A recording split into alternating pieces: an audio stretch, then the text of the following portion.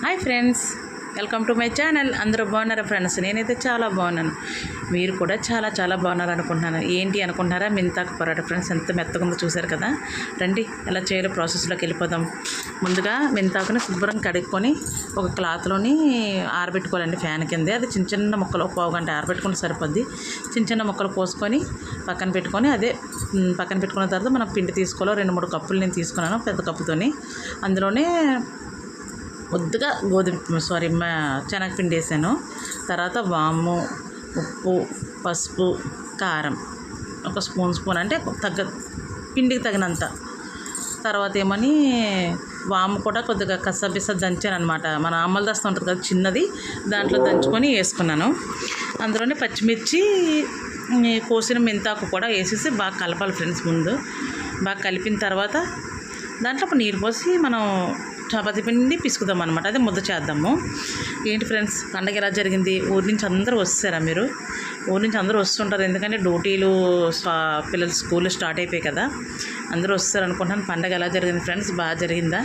బాగా జరిగిందని అనుకుంటున్నాను. ఎలా జరుపుకున్నారో కామెంట్లో చెప్పండి ఫ్రెండ్స్. ఇదిగోని చూడండి, చపాతీ ముద్ద చేస్తున్నాను. కొద్ది నీళ్ళు పోసుకుంటున్నాను.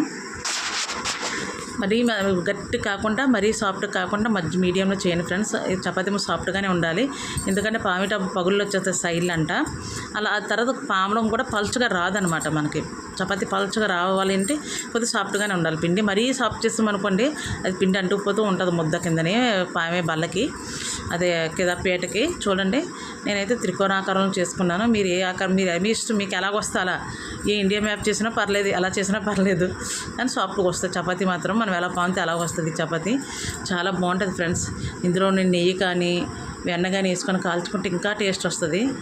మనం ఆయిల్తోనే కానిచ్చిస్తాము, ఎందుకంటే మనం కొద్దిగా గుజ్జుగా ఉంటాం అనమాట. ఏమంటారు దాన్ని, చిన్న బుజ్జి టెడ్డీబేర్ అంటారు కదా, టెడ్డీబేర్లా ఉంటాము. అందువల్ల మనం కొద్దిగా ఆయిల్ తక్కువ వేసుకొని కాల్చాను అనమాట. కానీ హెల్త్కి చాలా మంచిది ఫ్రెండ్స్, ఒకసారి ట్రై చేయండి. పిల్లలకైతే చాలా మంచిది. స్నాక్స్ కానీ తర్వాత సాయంత్రం వచ్చినప్పుడు లంచ్ బాక్స్లో చాలా మంచిది. దీనికి కాంబినేషన్గా నేను పెరుగు పచ్చడి పెట్టుకున్నాను. ఉట్టుని కూడా తినేయొచ్చు ఫ్రెండ్స్, దానికి ఏమి కర్రీ గిడ్డి అక్కర్లేదు, కానీ పచ్చడి ఉంటే చాలా బాగుంటుంది. ఒకసారి ట్రై చేయండి ఫ్రెండ్స్. ఎలాగుందో ఏంటో చెప్పండి ఫ్రెండ్స్, కామెంట్ చేయండి.